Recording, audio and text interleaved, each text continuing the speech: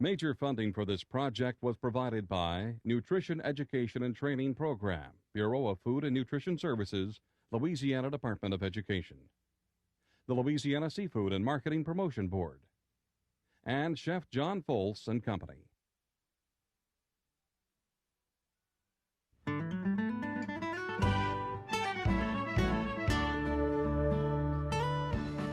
In 1803, France sold a large tract of land to the United States, which was called the Louisiana Purchase. It extended from what is today the U.S.-Canadian border southward to the Gulf of Mexico. However, Louisiana history had begun many years before. The area was settled by people from several different countries.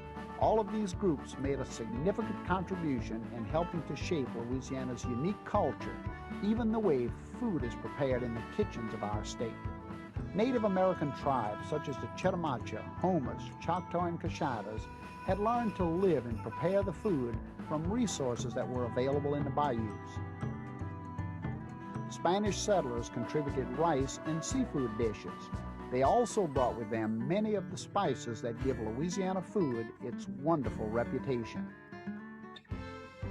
Immigrants from Germany arrived and settled along the Mississippi River just west of New Orleans in an area that became known as the German Coast. These settlers specialized in meat preparation and the making of many different types of sausages. Much of Louisiana's French cultural heritage can be traced back to a group of French refugees. These people were called the Acadians and were exiled from Nova Scotia by the British in 1750. They eventually migrated to the bountiful swamplands of South Louisiana. The English who came to settle here are given credit for preparing seafood and vegetables in various ways. The Italians prepared dishes in which pasta was the main ingredient. They also felt that cooking should be a joyous occasion. African cooks influenced Louisiana food with cooking techniques and ingredients brought from their homeland. They introduced okra, which could be found in many of our dishes, especially in gumbo that is enjoyed by almost everyone. As you should know by now, Louisiana's unique culture and cuisine owes much to the different nationalities that settled in our state. One thing you certainly should remember, here in Louisiana, food is second to none.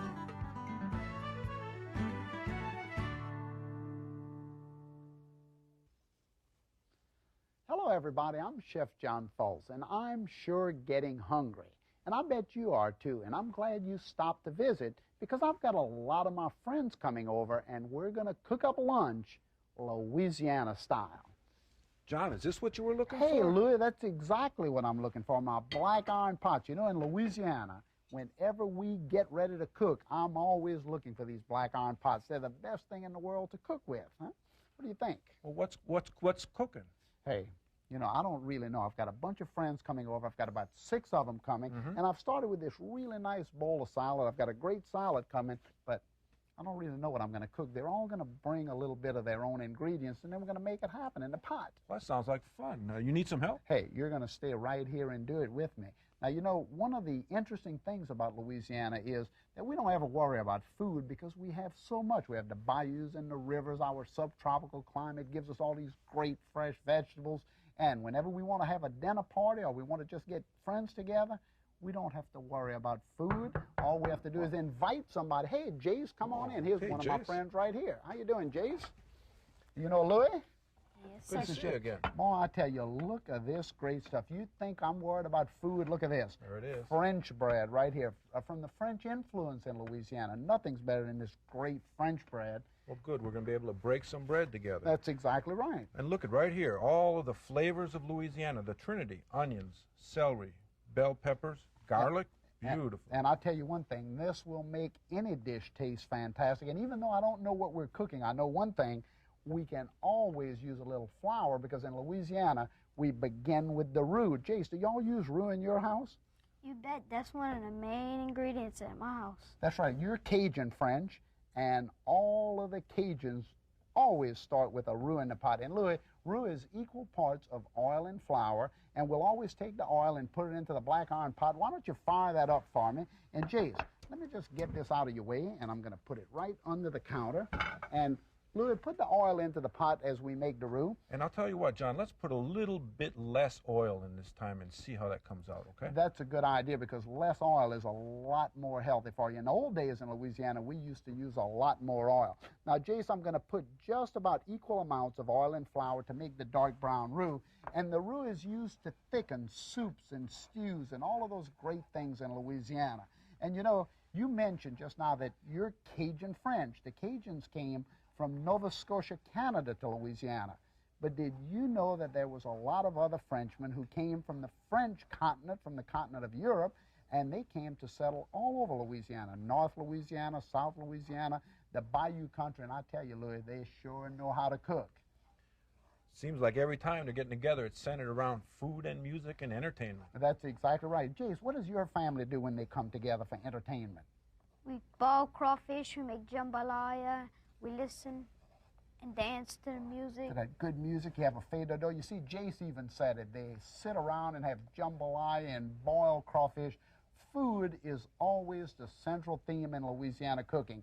And I know one thing, I've been to Jace's house, and every time I'm there, somebody's always firing up one of these black iron pots for a really nice dish of exactly what he said, jambalaya or gumbo or one of those things. Another great French influence in Louisiana cooking, absolutely. How's that roux looking, Louis? Starting to get that nice light brown color that we're looking for Just here. exactly what we're looking for. Now, what else are we going to put in it? Hey, here's Adrian. Adrian. Come on in, Adrian. What do you have here? Look at this platter of food. You're telling me you're worried about food in Louisiana? Look at this, what a start. Look at this platter. Whenever I see spices on a platter like this, the first thing I think about is the Spanish, because when the Spanish came to Louisiana, they contributed all of the great spices and flavoring in our cooking. And I guarantee you, everybody knows that in Louisiana, nothing's better than the spice and flavor of our food. Tremendous amounts of fresh flavor on there. Look at, we got the rice, one of the staples of Louisiana cooking. That's exactly right. And you know, rice was used as paella by the French. It was a great rice dish, but look what the Spanish gave us. Well, this really nice big platter of jambalaya. This is rice cooked with sausage and chicken and all these other things. You can make it with wild game or whatever you would like. Smells delicious. Isn't that really, really? And what about the tomatoes? Where did these come from, Adrian? In school, we learned that tomatoes came from America, and they were very popular in Spanish dishes. Well, I tell you, that is so right, because I'm going to tell you, most people wouldn't even know that tomatoes came from America. Most people think that they actually originated in Italy or in Spain, but hey, you're some smart. That's exactly where they came from, America. Louis, look at the shrimp. Oh, my goodness, this looks like this shrimp, this beautiful shrimp must have came right out of the Gulf last night. Fresh as can be. This looks to me like we could make a great gumbo with this roux and these seasonings and this shrimp. That's a great idea. And why don't we put these guys to work? Y'all go peel the shrimp, and I'm going to finish my roux, okay? Well, come on over to the table here, and we're going to peel some shrimp for that gumbo that John's making. Put that on the, give me this here. And look at this. Look at these shrimp that we got. These are so beautiful. I want you each to take one of these shrimp, and I'm going to show you how to peel them. We're going to take this shrimp like this between our fingers, and we're going to pop that head off and save that head, okay? Because we're going to make stock for our gumbo with that and get all of that good nutrition and flavor out of that head. And then we're going to peel the shrimp. See the little segments on the shrimp body? We're just going to roll those right off the shrimp. Pick them up by the legs and roll them right off like this.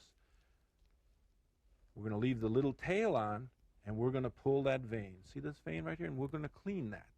And then we're going to put them into the bowl over here. Just be real careful. Get them all nice and clean because we're going to eat it. And look at these crawfish. Doesn't this is one of the crawfish that you got yesterday right out of the swamp when you were pulling up your traps. Why don't we show our friends? Best time to crawfish would be in the morning, because the flies don't get you, stuff like that. And it's not as hot. Just grab it right here where it's big, you pick it up, you grab it sideways, and you just shake. And if they have any bait left from last time, you just chunk it out and rebait it with shag or any other kind of bait fish. You just pour it back in, put it back in where you got it from, and you just go to the next one. If you got any trees, cypress trees in your pond, you want to watch out for those stumps. You hit your boat, you either stuck or you got a hole. You want to watch out for the water moccasins and snakes like that. They're very poisonous. If you ever pick up one with a snake in it, you just put it back down and keep on going. The PVC pipes, you could say about 5 inches round with little holes and at the bottom to where you could hook that to the wire. It bends in each corner, and you have a hole to where they go in and they don't come out. Some people want the big ones. They think the big ones are good. Some people might want the small ones. They think the small ones are good. But really and truly, I like the middle size. They seem more tasteful. This one's kind of full here. We're underneath a tree. Probably why. With all the roots for them to hide. Usually in a crawfish pond, it's not very deep, but some people prefer deep. Depends on your taste. After you get back to land, you pour them in a sack. You either go for selling them or do like we're going to do, eat them, have a crawfish ball. You get wet, but you sure do enjoy it. Oh, I tell you, I spent a lot of afternoon in those Louisiana swamplands crawfishing, just like Jace did right there. What a lot of fun that was. And then we would come on home and boil the crawfish under one of those big oak trees and sit there and pop those heads. It was a wonderful experience growing up in Louisiana bayous. But that's not the only place that we find crawfish in Louisiana. We actually raise crawfish in ponds that are located in our rice fields.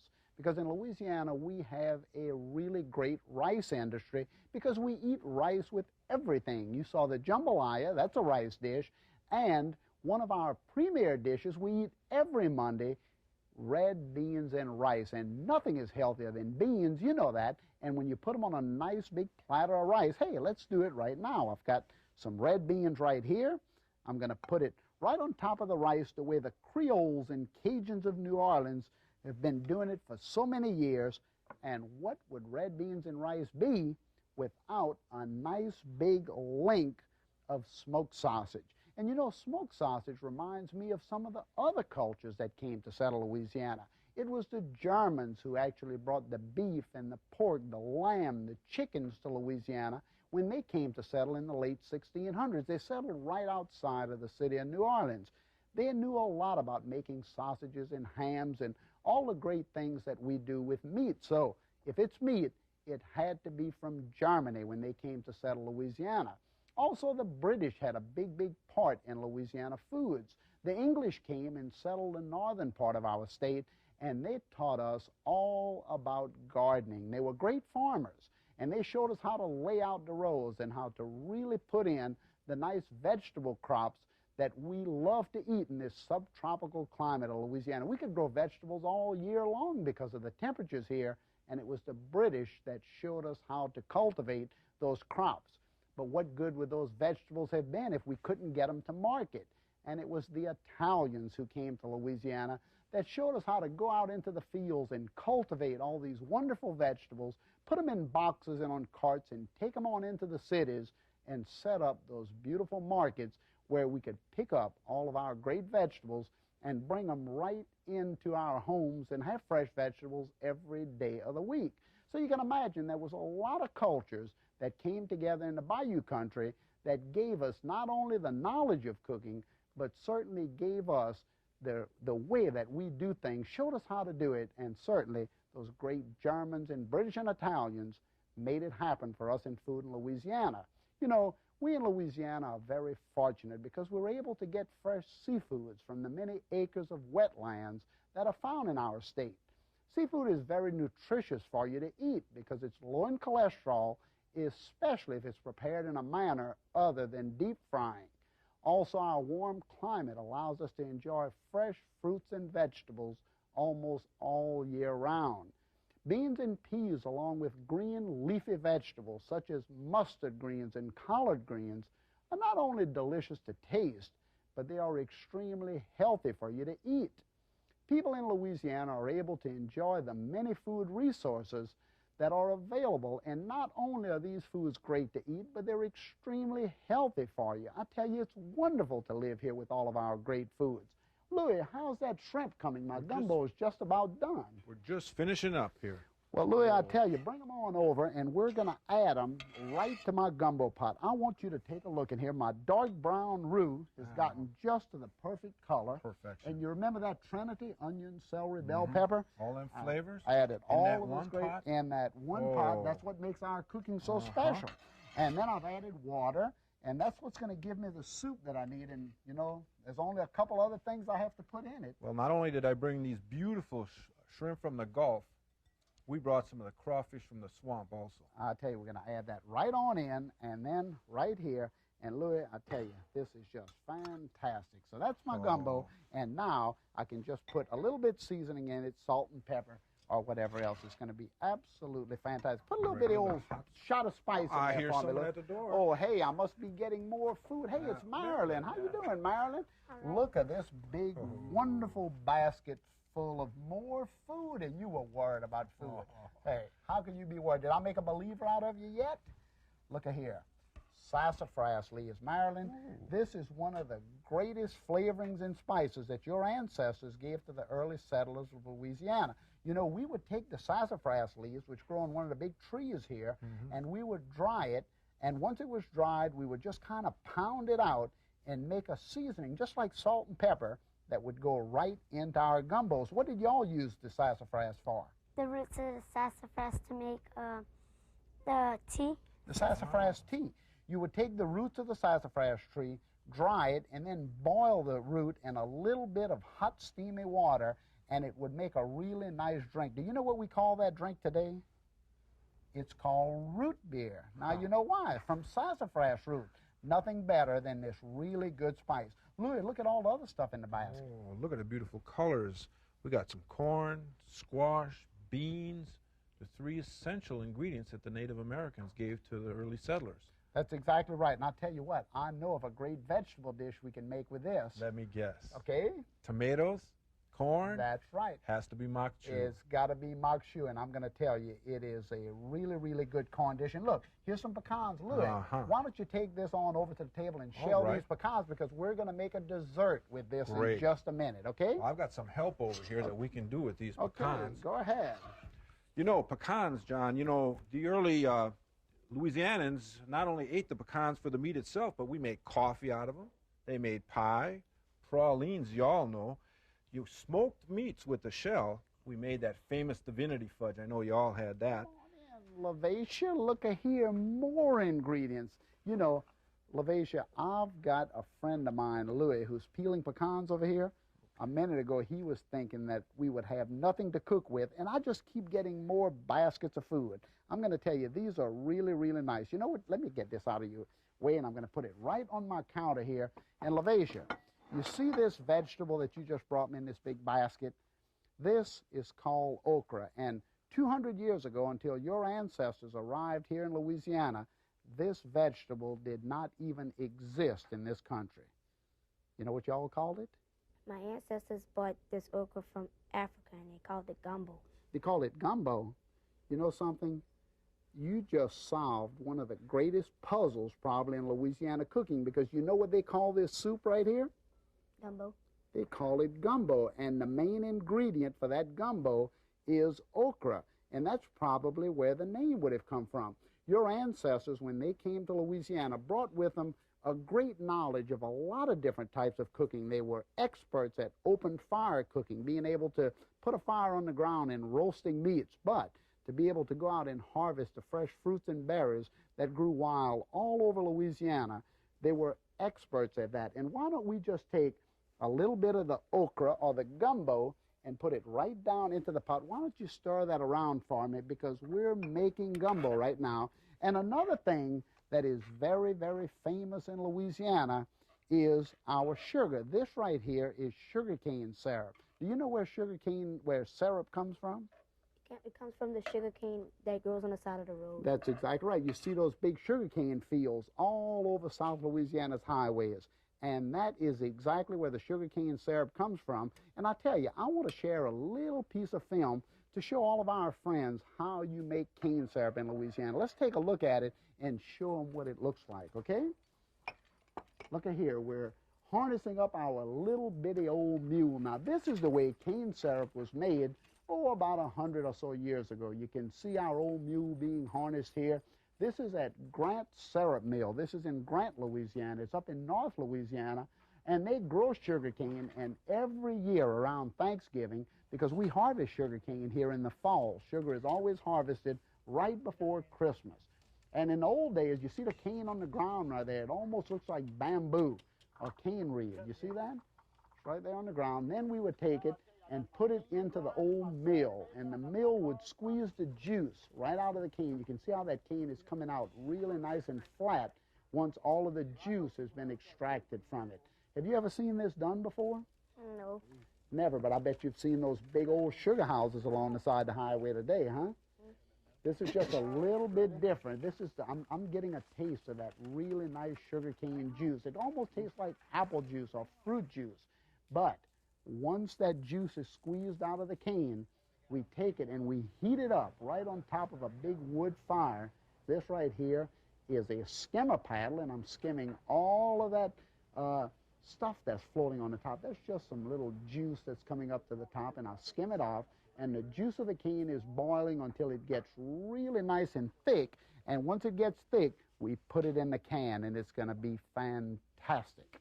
Well, I tell you, that was so interesting watching that little bitty mule pull that old sugar cane mill around in that circle, wasn't it? Have you ever seen anything like that before? Yeah, never seen that before. I never either. But I tell you, in Louisiana today, all over the highways are these really big sugar mills, and the cane today is brought to the mill, and the juice is squeezed out in the same way, and then we cook it and we make sugar. And I want you to know that no sugar was ever made until we founded it right here in Louisiana back in the late 1700s. That's when we first made a grain of sugar. Up to that point, we used to use honey and that cane syrup that you saw us making in that little bitty old thing that we were boiling the juice, that little kettle. And here's the cane syrup right here. Stick your finger in there and get a little taste of it. Look, put that in your mouth. Taste how sweet that is. Isn't that good? And look, once the syrup is made, that's the first stage. Then we take it one stage further into the brown granulated sugar. And this is the brown sugar that still has a little bit of the cane syrup or molasses that's still in it. Then we take it down to another mill, and we take out all of that molasses and cane syrup, and then we have that really nice white sugar that you see on the tables at home or at school or anywhere else. This is that really nice fine granulated sugar. And then look at here, the nice powdered sugar. This is what goes on top of donuts or on top of any kind of nice sweet candy dishes. We put the confectioner's sugar. And why don't you dump this right down into my little pot of milk and stir that brown sugar around, because we're going to make, go ahead and stir it up good, because we're going to make a little bitty candy. Look, how's those pecans coming over there? They're all finished. Oh, boy, bring those things in here. Look at here, these really nice pecans. I'm going to make the most famous of all New Orleans and Louisiana candies. Do you know what it is? Pralines? Pralines? That's exactly what it is. That's exactly right. Hey, pecan candy. Pralines are a very famous dish, and I'm going to take the pralines and I'm going to, the pecans, and I'm going to dump them right down into the brown sugar and milk, and they're going to just cook there for a little while to make the candy.